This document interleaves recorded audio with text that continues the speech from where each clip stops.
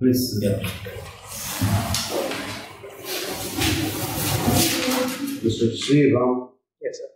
You are from Pondicherry. Yes, sir. Your district is Pondicherry? Yes, sir. District is Pondicherry, the home transfer Cherry.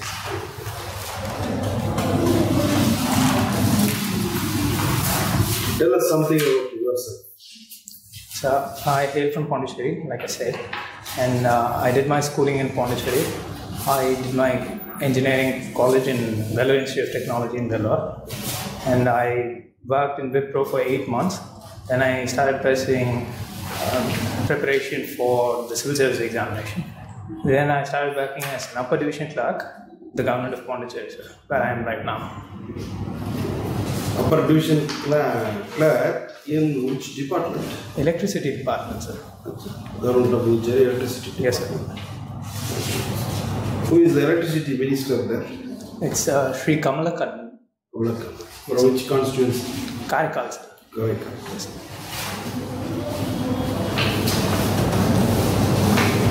Your name sounds Shree Raam. For numerological purpose, you have changed your name or? No, sir, I didn't change the name. It was given by my grandfather. So he felt that it would be better if everyone pronounces it as Shree Raam correctly. So that's Shree Raam. Yes, it's Raam and not R-A-M. So okay. For that reason, sir. Very good. How many MLA constituencies are there in Pondicherry? 20, sir. 20? Yes, are you sure? No, sir. 30, sir. 30. Okay. What is the population of your state? It's 12.47 lakhs according to 2011 census, sir. 12.47 lakhs.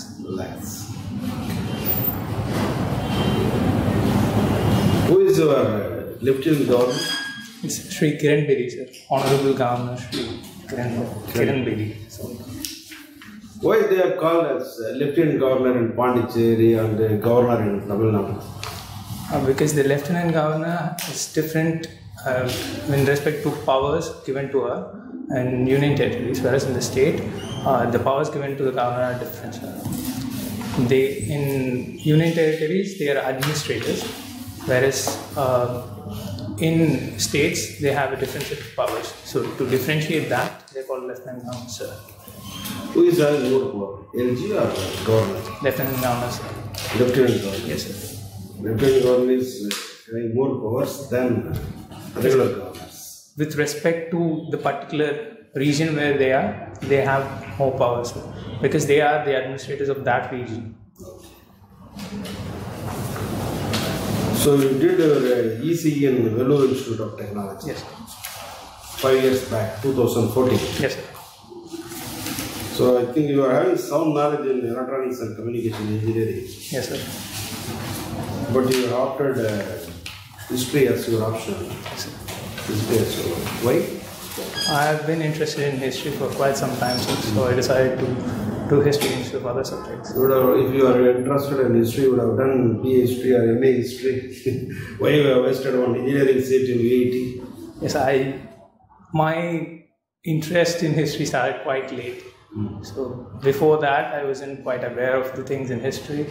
I found it fascinating only after I started preparation for civil services, actually, sir. Okay.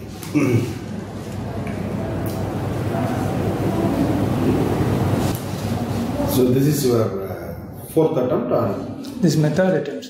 Third attempt? Yes, sir. That's 2018. I would like to ask some questions from electronics and communication. Yes, sir. Can I ask? Yes, sir.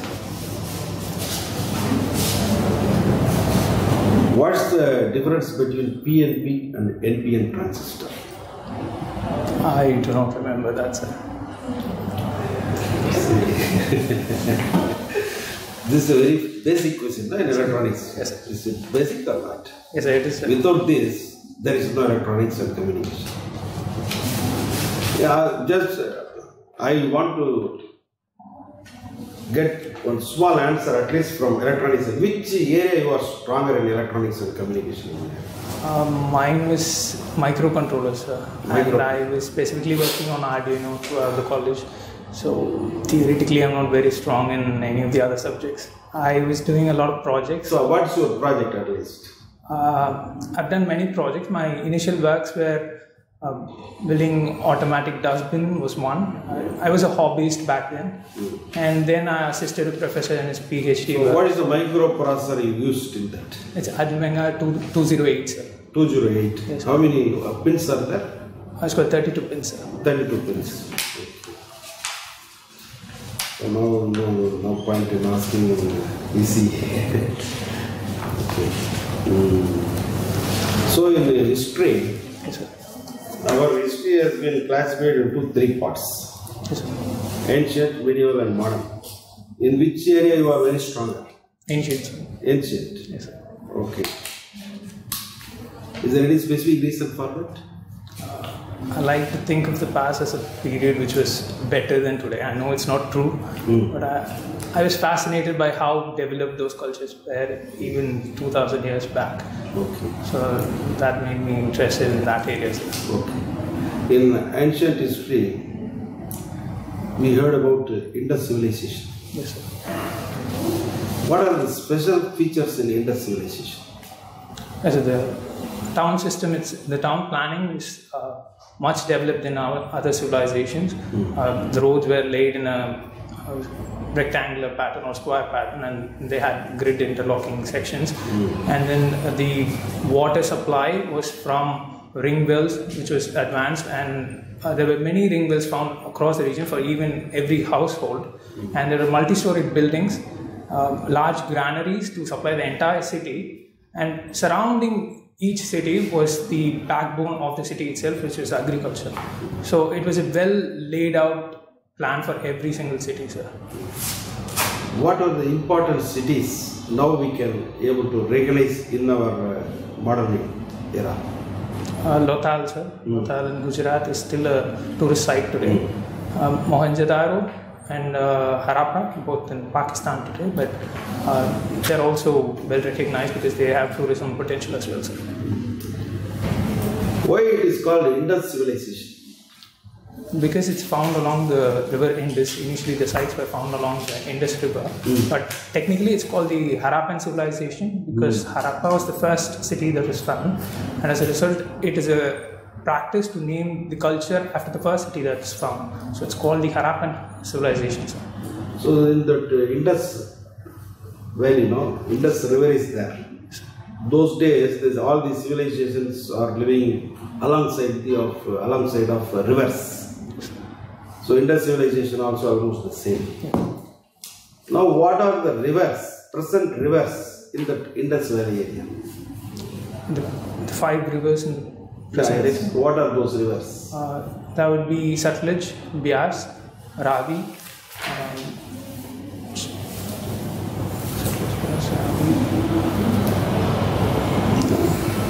I don't know. You are talking about Pakistan rivers. You are not talking about Indian rivers. The northern rivers. Okay, no problem. Bias, you know. Yes. Sutlej, Ravi. Okay. So we have told now Jhelum, Chenab, Ravi, Bias, Sutlej. Yes, sir. Jhelum, Chenab, the northern rivers. Okay. You heard about multi-purpose project. Do you have about multi-purpose project? Yes, What is mean by that? Multi-purpose project serves for drinking water, irrigation facilities, and also for producing electricity. So since it provides a lot of more than a regular irrigation project or a regular hydroelectric project, it's called a multi-purpose project. Very good. What are the multi-purpose projects in Ravi, Bias, Sutlej rivers? I do not know, sir.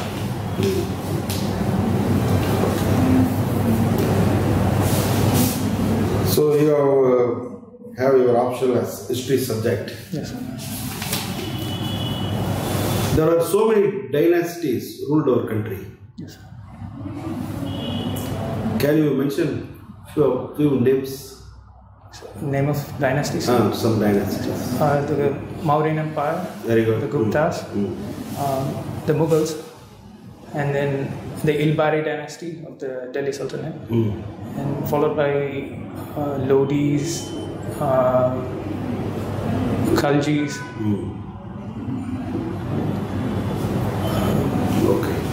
So you have spoken about the Maurya now. Yes, sir. Can you tell some important features of Mauryan administration? Yes, sir.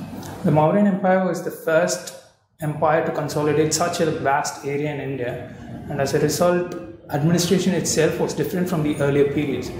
So it is assumed that the administration was central, but there are theories suggesting that the entire empire was divided into at least 5 different provinces, and each province had its own governor, and it was ruled from using those governors.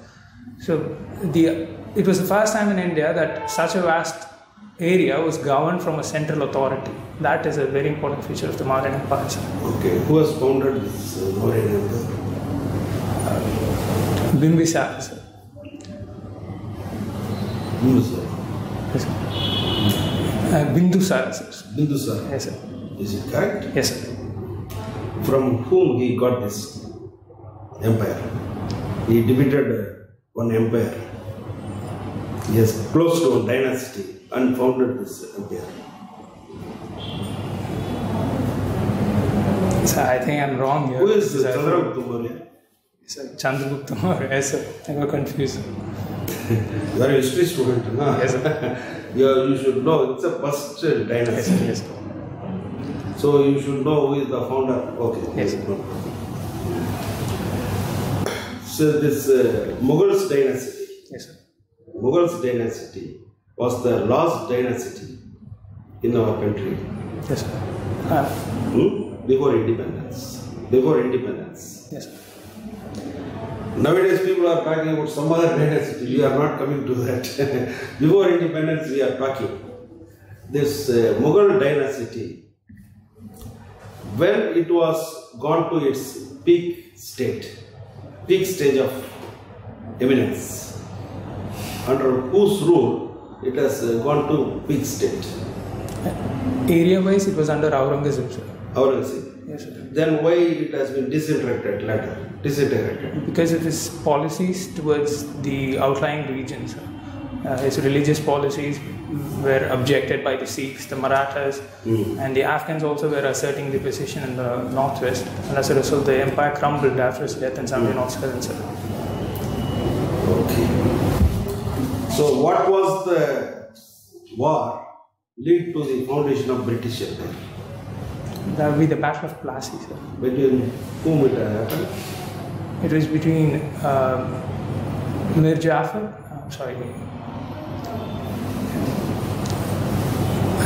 That's important war, our Indian freedom struggle. Yes, sir. Okay.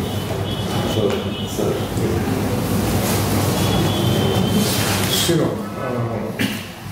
See, there is history.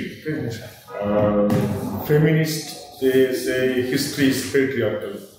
Not only Indian history, the world history is patriarchal, and then they would like to come up with another word for history. So, have you heard about this? How will a feminist will address or call history? Feminist historiography, sir? No. The very word history is extremely patriarchal. That's their claim. So they would like to replace the word history with another word. So what would it be her tree, sir? Would it be her tree? Because it's not her tree, her story. Okay, her story. So that's how they would like to call history. It is always his story. So they would like to say her stories also should be there. So the stories all over the world is extremely the stories of an individual person, heroes, right? So the stories of country, the stories of common people are missing. That's how they look at history. Okay. In that way, how will you differentiate history and historiography? History is the story that is told, sir. And historiography is the lens which is used to look at that story, sir. History itself can be looked from different angles. So historiography provides that.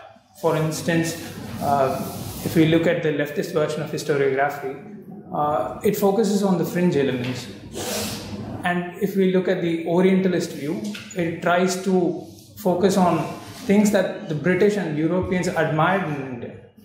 And similarly, during the nationalist phase, history itself tends to focus on only the freedom struggle.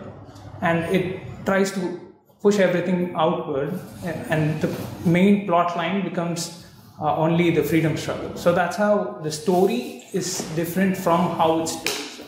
So that's history and historiography. Okay. So we have father of history, right? Who is the father of history? I don't know, sir. I don't know. You should know if you have history as an option. Herodotus. Herodotus.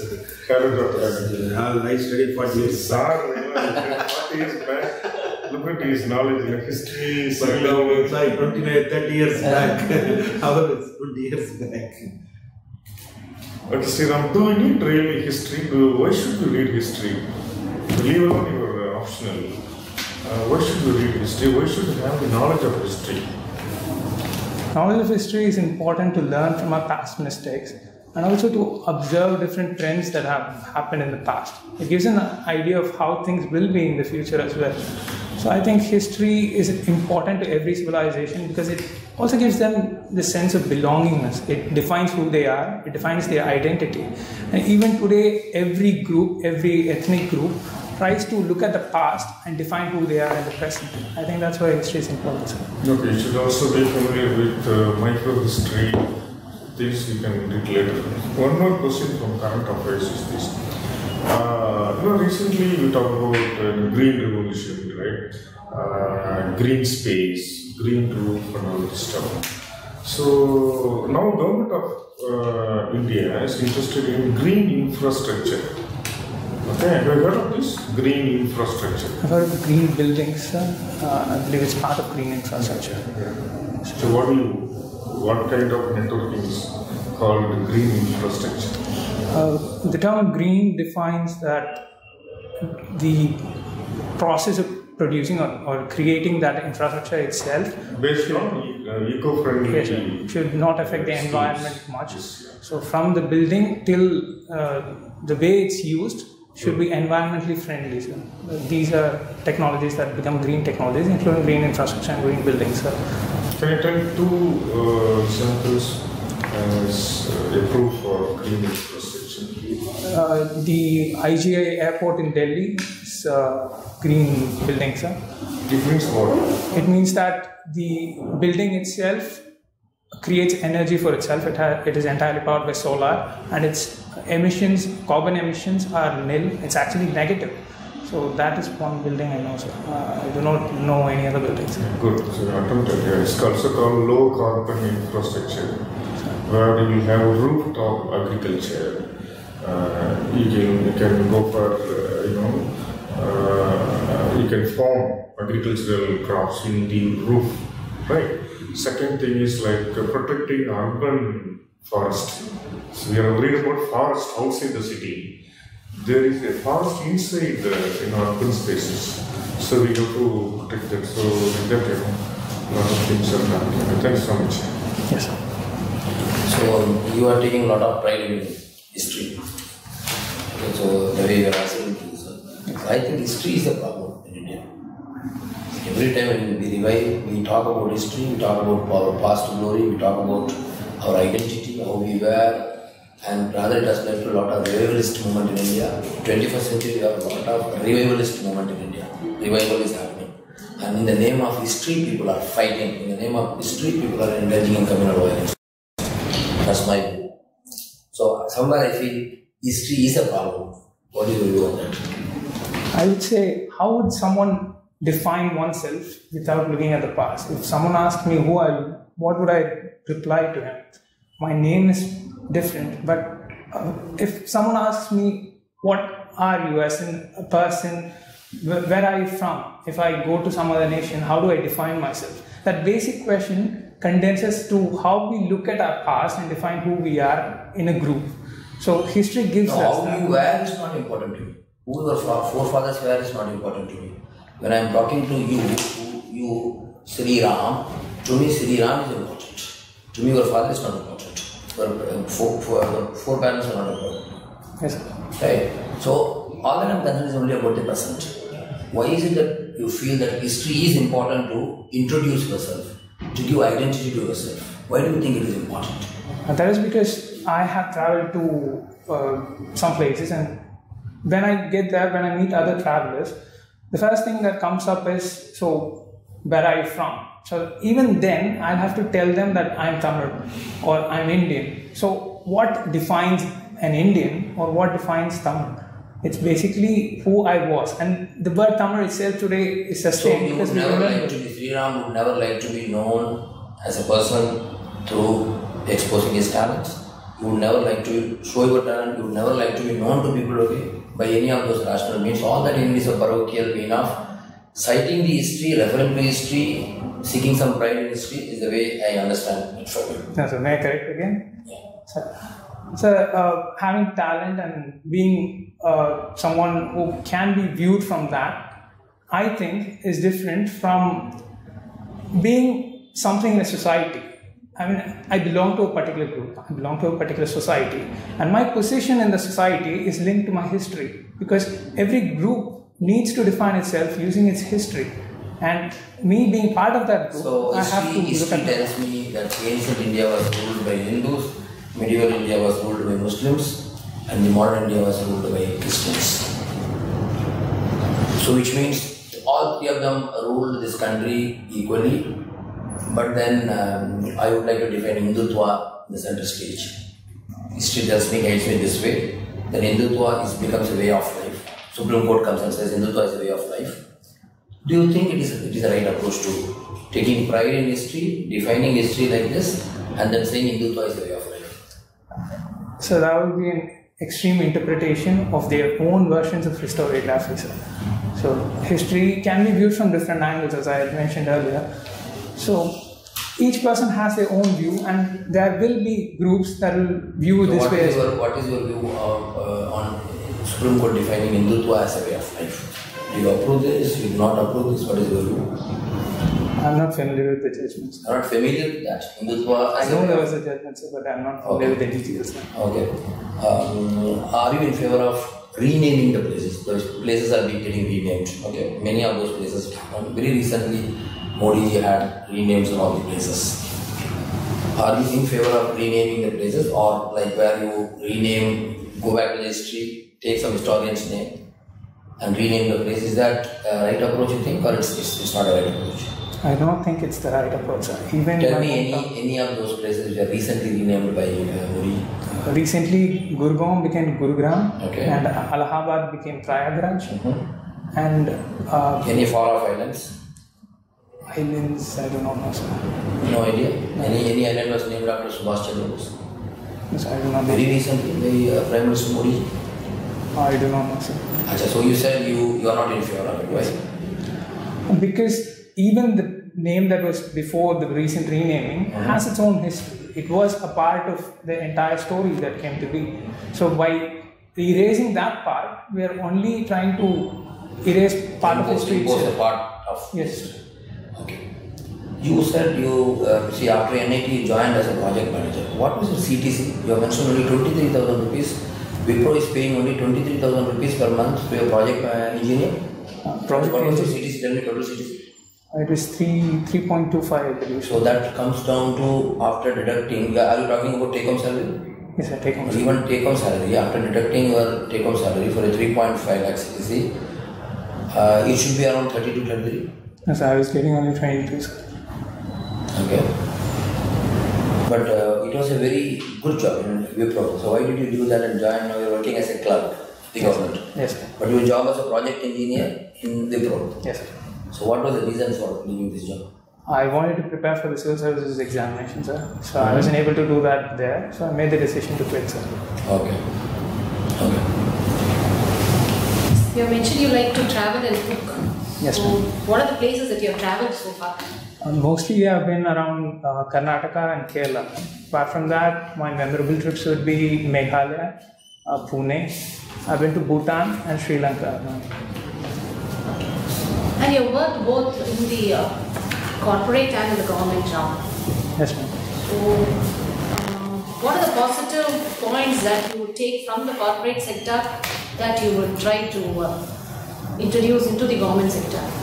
Yes, ma'am. That would be, first of all, efficiency, ma'am, because everything's time bound. So there is a proper ticketing system, and if someone doesn't do their job, then there's escalation, and everyone can be held responsible for some action, which I do not see in my office presently now. And similarly, from personal experience, I do not feel that the chain of command in government workspace is similar to the workspace in private. That the chain of command is established and it's much more efficient, ma'am. So these are the two things that I would like to see in government sector, and I would try to bring it, ma'am. So you right now feel the government sector is not very efficient and the chain of command is not established? Yes, ma'am. It has its problems. So do you know whom you are reporting to in the government sector? Yes, ma'am, I do. I report to the head of office, who is my executive engineer, ma'am. And at the same time, there is the superintendent, who also I must report to, ma'am. And what is your view on the controversy that's going on between the Pondicherry Chief Minister and the Lieutenant Governor there? The issue has been regarding a variety of problems where the executive policy has been challenged by the Lieutenant Governor because she has different views, and as a result, there has been this long-going tussle between both sides, ma'am. The problem has been with interpretation regarding different policies, ma'am. So, you becoming a bureaucrat, who would you support? The elected representative or the nominee of the president? That has been a problem for all bureaucrats in Pondicherry presently, ma'am. So they have been forced to pick sides, and that is not the way to go about it, and I would try to remain as neutral as possible, ma'am. Okay. Now, what do you think about the India-Pakistan standoff? We are celebrating the 150th Gandhian year. So, do you think we were right in putting up a strike against Pakistan? Yes, ma'am. It was necessary. It was necessary that we gave them a deterrent for the future and sent a strong message. And even Gandhi was not completely non-violent. I would consider Gandhi as someone who was quite prudent and someone who is a man of real politics.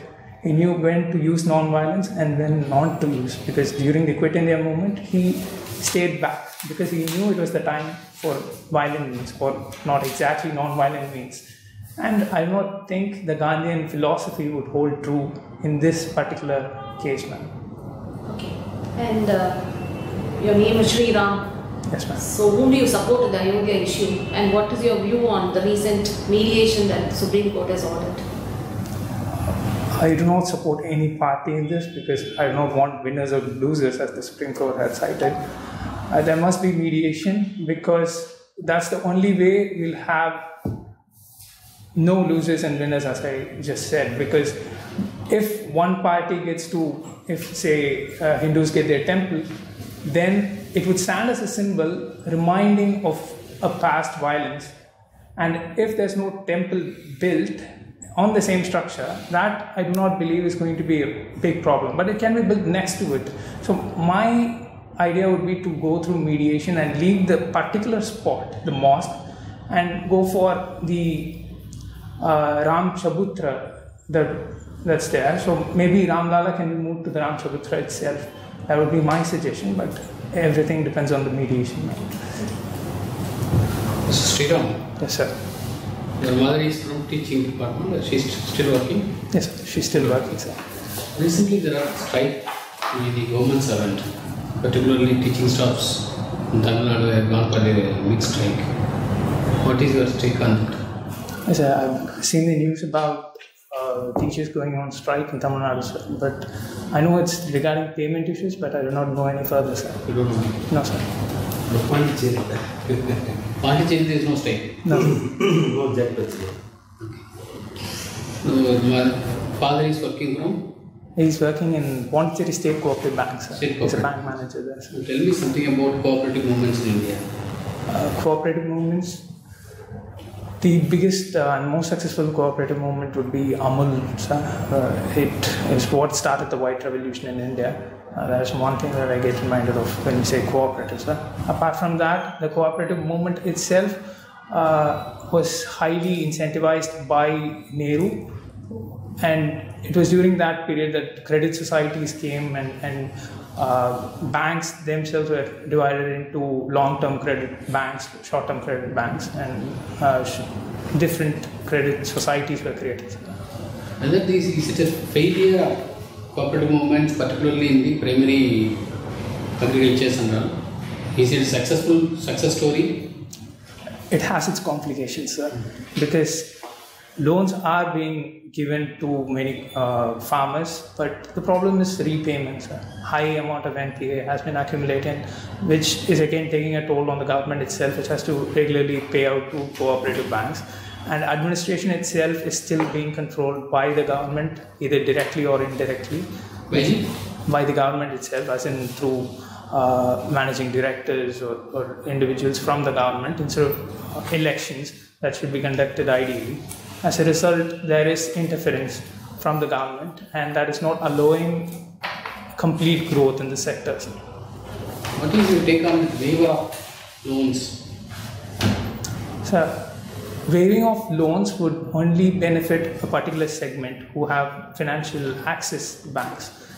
The large section of the population who are actually affected and who commit suicides are from the other small and marginal farmers who do not even have bank accounts. So this is not going to particularly help those groups. Another point is moral hazards. If we give them a loan waiver today, tomorrow they will wait for the government to give another loan waiver. So they won't be paying back. Ultimately, the government would be made to pay their loans back. So that's not a good repayment culture. Especially for the banks, it would be disastrous. What is your solution for that? How we can solve if you become a civil servant? You are saying marginal section is not able to having bank accounts, mean people. How we can say? Already there is government policies there. There are a lot of bank accounts has been opened. Now Prime Minister is claiming this much numbers of bank accounts has been opened. Yes, sir. The solution would be multifold, sir. We'll have to focus on financial inclusion to bring these groups into the banking sector, as in give them access to banking. And also, we'll have to focus on schemes such as income support through PM Kisan, which was recently given. That would specifically target only small and marginal farmers who are the most severely affected. And instead of giving loan waivers, we can focus on giving direct benefit transfers. So that way, they can take the money and repay the banks. That way, they will be repaying the banks. So that will be an indirect process, but it will ensure that there is no moral hazards. Okay. Yes, sir. Okay, Mr. Raam, your interview is over. Yes, sir. Thank you, sir. Thank you, sir. Thank you, sir. Thank you, sir. Thank you. Mr. Raam, come back. You want to give feedback.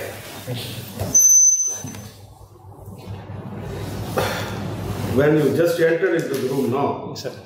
You are supposed to occupy the seat before our comment. It is not supposed to like that. Okay, sir. You have to stand nearby the chair. You have to say good morning to everybody, sirs and madam. That is okay. We also replied. Then you are very eager to sit on the chair. That is not correct attitude. Okay, sir. You have to stand nearby the chair. Then they will tell you. Without having a seat, they will not interview. Okay? Don't have such urgency. Yes. First point. And your way of delivering the answer and everything is okay. Yes, sir. Why we are asking preliminary questions about your state? Because in the first initial period, 3 to 5 minutes, you will be a little bit nervous. In order to cool you down, we are asking some preliminary questions. In the preliminary question itself, you have not answered well. For example, there are 30 assembly constituencies in Pondicherry. Because out of 12 lakhs voters, 5 lakhs people are interested to contest. I know about Pondicherry state. It is a very small state. Whatever be the news, it is flaring up like anything in Pondicherry. This thing. Then regarding your optional subjects, you have completed your cleared your mains examination also, or best wishes, but you should have some concrete knowledge. Mauryan Empire is one of the important topic in your Indian history. You are not telling the right answer for the founder name. Chandragupta Maurya is the founder. Yes. He has overthrown the Nagas dynasty and founded this Maurya Empire, Chandragupta Maurya. His son Bindusara, his son Asoka. Once you read, you should not forget that part. Then that rivers also that you have not answered fully. That thing. Then SARS thing, green infra, you have answered. Okay. Regarding current affairs, you asked Modiji visited Andaman and Nicobar Islands for 3 days and he has renamed 3 islands. Though you are not, though you are against for renaming the cities or towns, you should be aware of all these things. You have missed, that is a very important current affair. You know, this has happened 2 months back, 60 days back after your mains examination. You should be very thorough with the current affairs. This is a very fundamental thing. No? Subhash Chandra Bose, he has named Neil Island as Subhash Chandra Bose Island. So it is a very important thing. Yes, sir. You understand? You have not answered the SAR's question properly. Yes, sir. And SAR's side, he has generally questions are coming from your native place, your district, your state. You understand? No. Your profession. Your father's profession, you understand, no? Yes, Sir has asked the primary agricultural cooperatives, PSCS. Yes, sir. But still you have not answered well. You are having plenty of material. Just whatever you read, you repeat that. Okay, sir. You need not add anything new. Madam's question, rest you have answered. So, when is your interview? 25th of March, sir. 25th of. Still you have another 12-13 days. Yes, sir. Have a glance. You have studied in VIT. Yes, sir. Worked in Wipro, Yes, sir. now worked as a clerk. Yes, sir. There are so many differences. So you have to go through. Yes, sir. You got good marks also in your engineering, but you have not answered my fundamental electronics question. Yes, sir. If any electronics engineer sits in that board, what he will think? Not only you. One lady before your interview thing, no, she also not replied in because you people just forget and neglect what you studied in your basic. You should remember all these things. Yes, sir. So still time is very short. You have to utilize this 10-12 days. When are you going to Delhi? 23rd, sir. You are going to stay in Pondicherry Bhavan? No, sir. Tamil Nadu, sir. Tamil Nadu House. Okay. So all the best. Don't waste single minute from now. Yes, sir. You have to go through the entire thing. Because question, there is no syllabus for interview, no? Yes, sir. For main exam there is syllabus. So yeah, you go the 5%, so they can ask anything, everything. Yes, sir. Relevant to you or irrelevant to you. You understand? Now you have to work very hard in this last 10-15 days. Yes, sir. You are otherwise good personality, good delivery thing and all, Yes, sir. energy and all. So keep it up. Yes, sir. Okay, all the best. Crew contact, should maintain the balance. So when madam asks question, you are looking at only madam. When sir asked, looking only sir. At least once in a while, just Rotate. try to rotate. Otherwise, good.